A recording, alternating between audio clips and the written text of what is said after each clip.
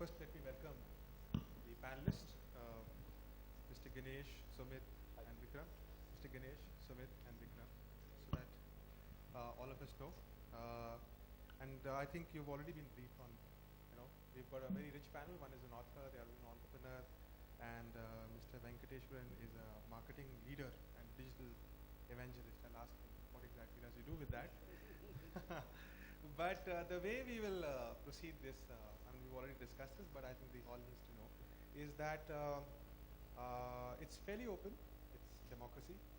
You can do whatever you want. But since I am the moderator, I will choose the rules. And the way we will do it is that we will put one question, at least one question each, depending on the time, maybe two. But one question each, and I'll direct at one of the panelists. And other panelists are more than welcome to not interject, but give their opinion on it. You know what I mean by their opinion on it. And if somebody in the audience has a question, we'll take up only towards the end, when all the discussion is over. So after this one question, I'll direct it. Then I'll throw some common questions. So one or two common questions on some glaring media issues which are creating a lot of noise and light. We will discuss those issues. Maybe you can throw some light on all that heat on the Facebook debate and all those things which are congesting the space these days on the digital discussion. By and large, we'll try to make this constructive discussion, but also we are open to all forms of, and our panelists have been very kind to agree to any criticism amongst them, and we will hopefully bring out some very good insights from three different realms, if I can say, which we have here. So without much ado, let's get started. And I lose my paper first. Okay. So what I'll do is that let me start with you, Sumit. Right? You have a very wonderful T-shirt which advertises your company. So let me ask, and that exactly shows the pride of an entrepreneur. And I wanted to ask you a question about, the new trend of entrepreneurship, especially in, the e-com or the digital space which has come up. When I graduated in 2009, the people who would do startup would be the poorest and the bravest people. Like the really courageous will do the startup, and they will agree with the fact that for the next few years, they will have to travel sleeper class, right? And ticketless. If not ticketless, yes, unless that was a business model. So, and I've seen, yes, that's the open reality. I've seen entrepreneurs from my batch who would proudly say that we are entrepreneurs, we travel sleeper class. Now the trends have changed. Today's entrepreneurs, the enterprise itself looks, the first thing they look at is investment. Investment from outside, getting the entire presentation, the entire idea is perhaps sometimes, and correct me if I'm wrong, not geared at the customer, but it's geared at the investor. Now, in that context, this bootstrapping versus funded, I think the bootstrapping part is kind of getting booted out. What do you think, A, is this trend a reality? And B, what is the impact, good and bad, of this newfound approach of entrepreneurship? So the observation is actually bang on.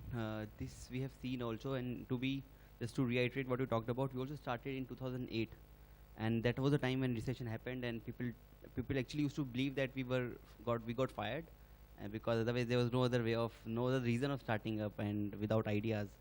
So, and we failed 3-4 times before we started Comfloor. So basically, and still we traveled sleeper class. So that's a different thing. I think that not without ticket, right? Yeah, that I think it's a business risk.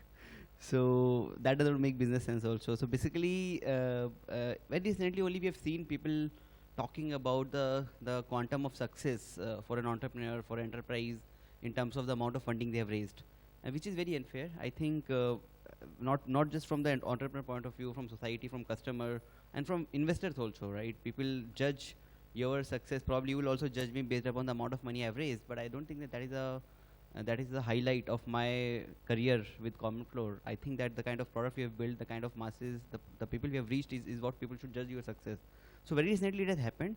It is one of the very important reason is India being such a big country, people are still figuring out that how do we build a truly national product, how do we identify a problem of 1.2, 1.3 billion users out there and try to nail it with one product, make sure that everybody using it, and try to flush a lot of money, it's kind of startups are subsidizing in India instead of government, right? And we're talking about giving discounts, making people become shoppers, changing the behavior and so on and so forth. So I think because people are trying to do too many things too soon, they require lot more amount of funding to change the behavior, which is I feel is not completely unfair, but at the same time I feel it is not a sustainable way of building business. So still the entrepreneurship is done by bravest and craziest of the people, but I think it has got a lot of glamour and lot of I think fanfare, or I would say that startup kind of thing, where entrepreneurs are actually seen as like the people who would have probably driving the biggest of the car and owning the biggest of the penthouse in the city. So I think this is a slight shift, but I think it's not sustainable and it is not long term also. You still find entrepreneurs are the people who kind of cherish constraints, they cherish problems, they kind of are the people who find a solution in every problem, and instead of talking about solving all the problems and raising the highest amount of funding. So I think going forward, this is just a short-term thing where a lot of VCs have gone berserk, they got mad and they kind of put a lot of money, lifestyle center with model, with whatever reason is, and they're just trying to make sure that they are not kind of looking like a fool before their limited partners, right? You know, somebody has invested a huge amount of funding in kind of sector. They want to make sure that they have representation in that sector. And what is becoming, as per game theory, the rule says that you should make sure that you are trying to support the best and trying to make sure that the innovation is kind of promoted and you're able to reach to the masses. But what is happening, everybody is trying to create their own territory. Somebody is winning the Delhi market and suddenly you see somebody coming in Bangalore so that they can also go and win Delhi market. So I think just to conclude, I believe that it has happened recently, but going forward, we expect more sustainable business to come out, the investors to kind of invest more logically, and the entrepreneurs would actually go back to the garage and make sure that they are able to use every penny what they have got in their bank judiciously. Right. And just to follow up with that, and anyone of you can answer that, because he said something like a lot of venture people are, almost under pressure that somebody's invested. I also need to have my books colored with this kind of enterprise in this space. This kind of sounds similar to a bubble, to be honest. Do you think there's a bubble? So, I don't think we don't need to classify everything as a bubble. The next thing you'll say the bubble will burst. Yeah. And then all these high flyers, I was wondering when the bubble all these high flyers will be going by train without a ticket because they don't really care now. See, in every industry, during the growth phase, this happens. During the initiation and growth phase, there's a crazy run. I mean, if you talked about tech, and you talk about ERP. At one time, it was so hot. There were so many ERPs. Today, look around you, there's only Oracle and SAP. Everything has been acquired. That's the natural cycle of things. So right now, we have a start where everybody's going digital, everybody's going e-commerce in India.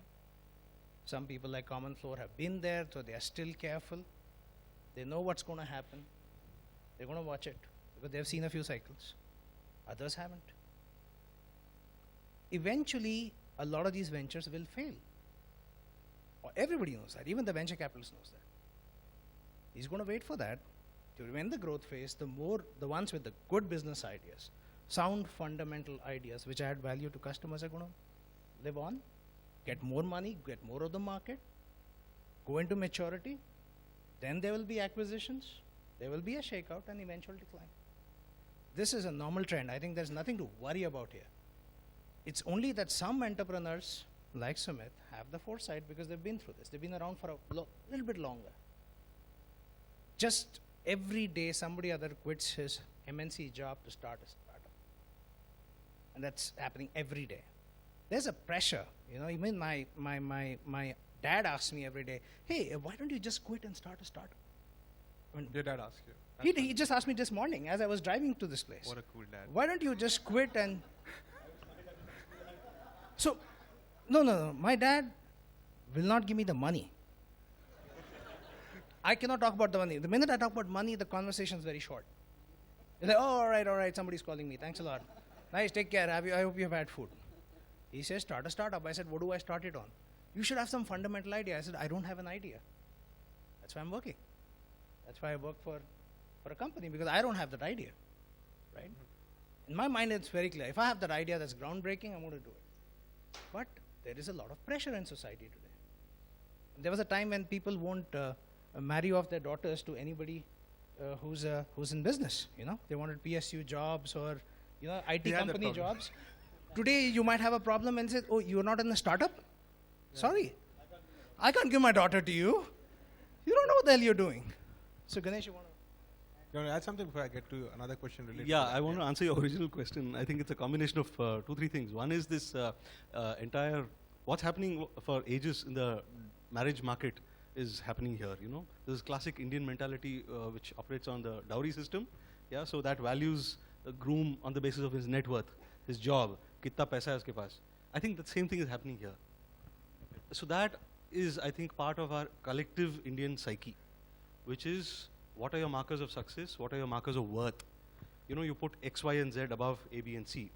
So for us, I think for far too long, it's been good looks, it's been money, it's been net worth. So that, I think, comes in the way of these, the conversation that you're having, the question that you asked. How are enterprises truly valued? Are they valued on innovation? Are they valued on the funds that they've raised? Are they valued on the number of people that they have, the revenues and their profits? I think this collective Indian psyche is at work here. That's at a deep level. Yeah, that's number one. Number two is, which I call the dowry mindset. Number two is that I won't also blame investors. I think it would be wrong to do that, because for them, it's a business, right? So you put in money, you need to sell out. You need to exit after X number of years at certain amount of valuation. So what is the ecosystem, starting from government downwards, doing to incentivize this whole innovative thinking, this whole departure from the norm thinking? Is that happening? I think the answer lies there. It is not happening. And unless that is happening, you can't just blame investors for being herds, for being part of a herd. So fine, if food tech is inviting investments these days, that's one of the hot industries today. So if 2 or 3 such ventures get funded, then yeah, that becomes a success-safe model for other investors to get in. Why not, is the question. So I think we need to attack it at a slightly deeper level. And the other part is, like Vikram said, I think it will also play out. Once a little bit more maturity sets into our ecosystem, consolidation, shakeouts, I think talks are already starting, So I think it's also, the third part is, it's also a question of maturity. And to be fair, it's only the start. We are the start of the curve, and people will die down, and people know that it's a risky investment, correct, but it's also a high return investment. Which kind of brings me back, and I want to kind of stick on that investment part. Much of this investment is happening in a very limited space. I mean, there was a bubble of IT and BPOs, and now there's not a bubble, I should not call the bubble, he'll get offended, okay? No, not the bubble, but there's a phase of, and they did well. This city is an example of it. Now there's a lot of e-com, which is getting funding. Do you think this entire push, and it's not just about funding, it's become cool to be an e-com entrepreneur. It's kind of Indian mindset as well, because we have seen a phase of IT-enabled businesses, and now e-com is the next cycle. It's a huge market. But what about other businesses? Where is it's not as cool, to be honest. It's not as cool to be, I have farms. That's my enterprise. It's not cool to be a farmer. Yet I'm also an entrepreneur. But do you think, because of this thrust on a particular kind of business models, the others are being left behind, especially say manufacturing and agriculture-based enterprises? Where do you see, you've dealt with your book Underage CEO, talks about different kinds of entrepreneurs and business leaders. You mentioned about an education entrepreneur who we commonly know. Do you think that there's also a need, maybe through the government, as the Prime Minister declared something yesterday, do you think, or through the venture funds themselves, to diversify the kind of investments which they're making, especially in the early stage startups? Yes, the quick and short answer to your question is, the direct answer is yes. No doubts in my mind about that. Because in researching for my book, I must have met about 100, 120 entrepreneurs from across India, all of them youngsters. So the whole book is about people who become CEOs in their 20s because they ran their own ventures, right? They started their own ventures. So I was very clear about the kind of people I wanted to showcase in the book. Because whenever I visit a college for a lecture or for research for this book, I use the questions that used to come to my mind are, thrown at me are, sir, I have this business idea. Can you advise me how to start up? Yeah. So then I would say, okay, what is that idea? I want to make an app. So I want to build an app. I must have heard some 60, 70 students, I'm not kidding you not, say this to me, without an idea or a foundation of what kind of app are they building and for what. So, like you said about e-commerce, this whole thing is very linked, building an app, and certain things have become very cool because they're very easy, it's being done by other people around them. So I too want to latch onto it, I'll get bragging rights at the bar tonight. So that's the mentality, it's bordering on that. But, so that is happening, and it's a little unfortunate. So I think yes, at the government level, starting at policy, at the venture capital level, and I'll throw a very possibly unexpected dimension to it, at the familial parental level, I think there are strong roles to be played. How do you so at the policy level, how do you really incentivize, and not just talk, which I'm afraid is what we're seeing more of than real action these days. How do you really incentivize someone to break away from the norm, get into a different industry, and make an impact in an area which is really, really a problem? So take healthcare, telemedicine. I can think of many ventures which should get into telemedicine, but they're not. Why aren't many more education-related, not edutech, education-related enterprises coming up? Why isn't more action happening in online security, cyber security? Yeah, so these are all pressing issues. And of course, there is poverty, there is sanitation, there is the question of, urban living, quality of urban living, our cities. They're all becoming garbage dumps, pollution dens. So there is a lot of data to be put out. Technology can play a role in that. So why isn't that happening to the extent it should?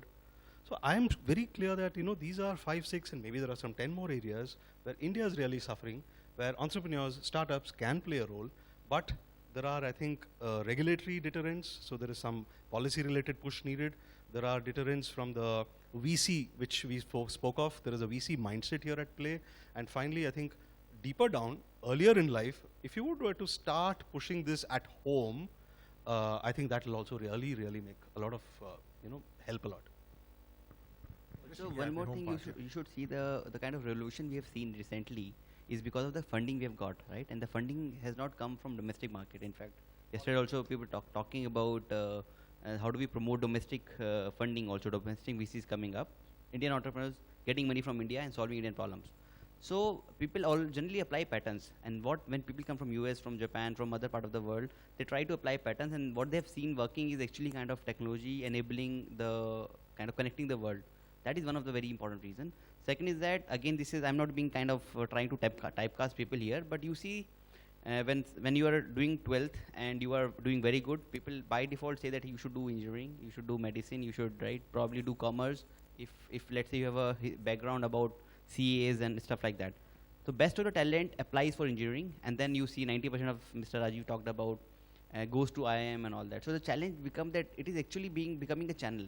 You go to IIT, you go to NIT, you do engineering, you go to IIM, you work for an IT company. Again, you do civil engineering, mechanical engineering, you're being picked by the IT companies. And then finally, what you know how do you use technology to solve real life problem. So that is the whole problem. And I think it is about we need to see more entrepreneurs coming up in different market, different areas. But the challenge is that scalability is a very big problem in India. If you want to really build a restaurant chain, you want to start hospitals, you try to solve sanitation problem, it's so involved, government is so involved, policies are so much not transparent, that it becomes very tough for anybody to make any change, make any dent in the entire system. Technology is the only thing which gives the power to somebody sitting in a room, and he can actually really build something which can be used by millions of people. So I think it is more about lack of ego. Why are we talking about mobile becoming so cool or so important? Because we don't have a landline in the Indian infrastructure. We're talking about anybody can get a mobile phone in tier 3 market and actually can get online. So I think we have to understand that India will develop. These technology entrepreneurs will actually make a real life change. For example, we are trying to actually create offline centers for people to transact, be it property or be it any other thing. We're talking about at Quicker when we just merged recently. We're talking about if you want to sell something, Quicker will actually facilitate that shipment. So actually Quicker is turning from an online company to a logistic company. Sorry. So what I mean is that slowly with these technology companies, we actually go to other sectors, And we'll see innovations in logistics, in healthcare, in sanitation, and other sectors also. If these technologies companies are able to solve the technology problem first. Right. Now, I want to pick one line from what you said. You said it's, and Ganesh was mentioning, getting into healthcare and other services, and he said at a lot of times healthcare and education and those kind of non-core technology, and technology seems to agree with us, non-core technology areas are too much in command and control of the government. It's difficult to get into them, right? I just want to ask the audience on this. How many of you agree with that? That non-technological spaces such as healthcare or education, especially the ones which are probably related to social sector, are too much in control of the government, and that is the deterrent why entrepreneurs do not get into those sectors. Okay, so you have a fair bit of split verdict on that, but a lot of people do agree with you. And I hope those who don't do find enterprises in similar areas. It would be good to find someone who's there. Maybe someone in the house may have it, and we'd love to hear your perspective on it. Let me respond to that, right? And this I do in my capacity as being with this industry for the last 15 years, healthcare that is. First as a practitioner and then as somebody who's delivered technology for healthcare. Yes, it is largely controlled by the government. Just like what Mr. Gowda said, like education is controlled by UGC, healthcare is controlled by the government. And there is a reason for it, because somewhere after our independence, we inherited the British policy of universal healthcare, in a sense, right? And they have NHS, which provides healthcare free of cost to every British citizen. If you're a British citizen, you don't need to pay for your healthcare. And then they took on that, and we had CGHS, and we had all the regional healthcare bodies. DGHS in Delhi I'm very familiar with. Now the problem we have, unlike in England or the UK, is we have 1.2 billion people. So healthcare is a universal right. I agree with that. But providing healthcare to 1.2 billion people is a problem. So the government did the next best thing, is to set a framework. Okay, to open a hospital, these are the criteria you have to meet. So Medical Council of India has set a guideline to audit every hospital, private and government. But with all that, the biggest challenge remains that 80% of our healthcare infrastructure lies in the cities. When I say healthcare infrastructure, I include doctors, physicians, MRI machines, CT scans. If anybody's taken a trip to any government hospital, you will see an ecosystem around that hospital. The people from rural areas have come and they're living there for months. Now, I think the problem slightly resides with the government as well, because they hold the data. And to do any kind of population health management, you need historical data, which the government has, which is non-digitized, right? But I think somewhere the challenge lies with the entrepreneurs themselves. As long as you're providing value. See, we have a lot of Me Too apps. So we have so many apps for food tech, right? That's what Ganesh was telling me. Do we really need that many ways to eat? Seriously, I mean, I don't. Looking at me, people are thinking this guy shouldn't be eating. Maybe should. Absolutely. Maybe we should have a cooking app then. Make it yourself. Cooking app, food app, so many ways to order fashion. But we don't have that many healthcare apps, real meaningful healthcare apps. I don't want something that tells me how many steps I've taken, because that doesn't mean anything. So I think somewhere down the line, and this discussion has come up in every healthcare forum I've been on, somewhere the entrepreneurs themselves don't want to get into it. And the only body that is providing healthcare to millions of Indians is the government. That is the only ones. And I can go into specific examples how government has used low tech to improve standards, right? But I haven't seen a single case study where a private company, there are some. I think, to be fair, I think Vatsalya is doing a great job in healthcare. I think Dr. Ashwin Naik and his team is doing tremendous job at providing a very, very good healthcare at a very, very affordable price. There are organizations like Apollo doing a terrific job. There are organizations like Shankar Netralaya doing a terrific job, but just like Sumit said, they are very, very localized. It's not pan-India. There is nobody across India who has come up with a very low-tech solution for healthcare. And the only entity that comes up again and again is government. There are specific examples. And if somebody wants, they can check this out. E-Mamta is one in Gujarat. Great job with infant mortality. 104 Arogyavani in Karnataka itself. Great job. More than 1 million calls they have taken so far. But do I see any private entrepreneur doing this? No. See, basically, you're looking like a Sulabh model. I mean, it's not a healthcare model, but the kind of innovation Sulabh provided in sanitation is something which we perhaps should be replicating in healthcare and education, many other sectors. I want to bring the discussion back a bit on, and I want to I have a specific question for you, because we talked about broader spectrum in terms of services provided, but also let's broaden the spectrum on the reach. And 70% of India, 2/3 of India is living in rural areas, in villages. And if you add to tier 2 cities onto it, that's about 90% of India's population out there in non-metro kind of cities. Much of, and I'm coming back, the discussion is on digital now, let's bring it back to that. All these e-com or digital startups which are happening, a lot of them are targeted at those metros, analyzing those kind of problems. Delivery of food, for example, is probably not going to work from a dhaba. Correct. So what is where do you see two things happening? Where do you see the next kind of ideas coming in digital startup as it reaches out to the broader India, the Bharat, and not just the India, and certainly not the Indias in metros? What are these ideas, whether it's feasible or not?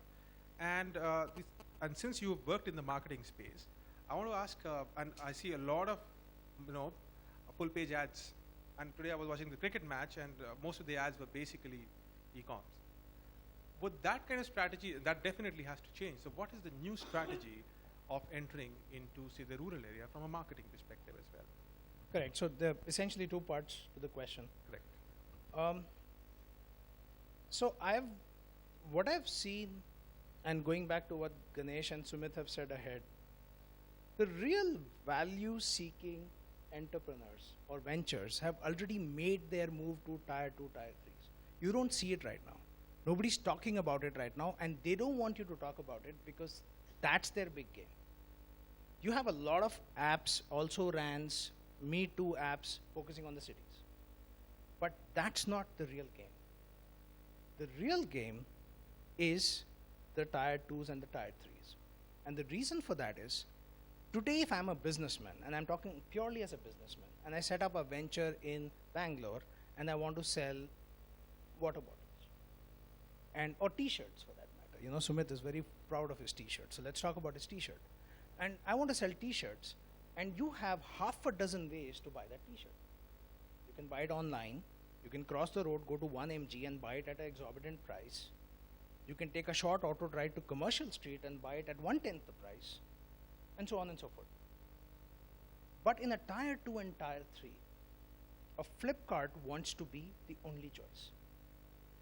He doesn't have an alternative. See, if you're living in a Tenkasi or a Raichur, you have to take a train to the next biggest city to buy anything of value, or you have to go all the way to the state capital. But what Flipkart wants to do, and what Amazon wants to do, and what all of them want to do, is make themselves so accessible that in the tier 2, tier 3s, you are the only choice, because there's no alternative. You can really consolidate that market. The entire move, which drew a lot of flack to go mobile only, was because a lot of these tier 2s, tier 3s use the mobile phone. They don't want to put themselves at the mercy of Google, for that matter, or Google Analytics, and just rely on a desktop app, right? The debate is out on that. So that's one model. I think a lot of the smart entrepreneurs have already made the move. Now, Uber, for example, not an Indian venture. It is available in a lot of small places. You can Mysore, you can get an Uber. I was shocked. You can actually order Uber in Mysore. They have exactly mapped your persona. They exactly know Vikram Venkateswaran goes to Dallas or goes to Austin, goes to New York, in Bangalore, in Delhi, or in Mysore. How is he going to behave? Because the app is the same, and he uses the app across the world. It is remarkable. Now, if you look at Department of Post just released their figures, their annual revenue figures, and remarkably they made 90 crores from Speed Post. My father is responsible for a lot of those Speed Posts. That's why he wants you to get into. That's why he wants me to become an entrepreneur. And they made 1,000 crores because of the cash on delivery from e-commerce portals. And you don't see India Post delivering e-commerce merchandise in the cities. Absolutely. You see e-cart, you see Blue Dart. So where are they delivering this? Where is Department of Post getting 1,000 crores from e-commerce players who are very shrewd and very smart? Am I correct? Why You'll would not they admit give that. 1,000 crores to India Post just as a charity? Oh, I like Post. Let me give them money. So where are they delivering these 1,000 crores? And that, if somebody starts analyzing those numbers, you will understand that these are actually made to tier 2, tier 3 cities who don't have credit card, are mostly using cash on delivery. And India Post has about 150,000 post offices. They're leveraging this. Brilliant. Would you like to add, Sumit? Because you're running a business, and how was your interaction with the not so metro cities or even the rural areas? Do you do business there? Yeah, so that is very important. In fact, every startup in India, or mostly e-commerce startups, are serving only 60 million households out of 300 million households in India. So that's a very big challenge. In fact, at Comfort also, when we talk about property, property is a very niche segment. And with us, we have office in 18 cities in India, but we have services in 200 cities in India.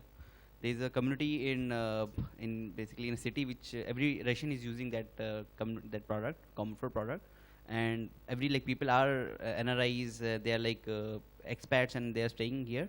So we have very small cities people are using Comfort, but actually 90% of our revenue comes from top 12 cities in India at Common Floor. But when we have now become part of Quicker as a platform, Quicker is being used in 1,000 cities in India. And for example, Roorkee, right? Common Floor will never go to Roorkee because you will not see so many real estate transactions out there. But when we talk about buy, sell, people sell car, people sell fridges and all that, you will see a Quicker platform in Roorkee also. So actually the focus of India, in our companies now has become a lot more on tier 2, tier 3 cities. Next 2-3 years, we'll see 200 million new internet users coming out of these tier 2, tier 3 cities. And these people are going to use extremely low-end phone, 4,000, 5,000. They will have an extremely low bandwidth, and they would really want to connect with people outside their city. So I think, just to answer your question, we see a huge opportunity. At the same time, we see that it's going to be like building a right business model. Marketing, Venkat would know, would know better way of kind of addressing to these cities. But my approach has always been build a right model which connect people in tier 2 versus with people in tier 3 cities. So this is what our approach has been, that how can we use technology to empower people in tier 2 cities, make somebody in tier 3, tier 4 sell to people in tier 2 and vice versa. Right. Oh, thanks for that input. And I think I forgot to answer the marketing portion of your. It's okay. I thought you were avoiding it.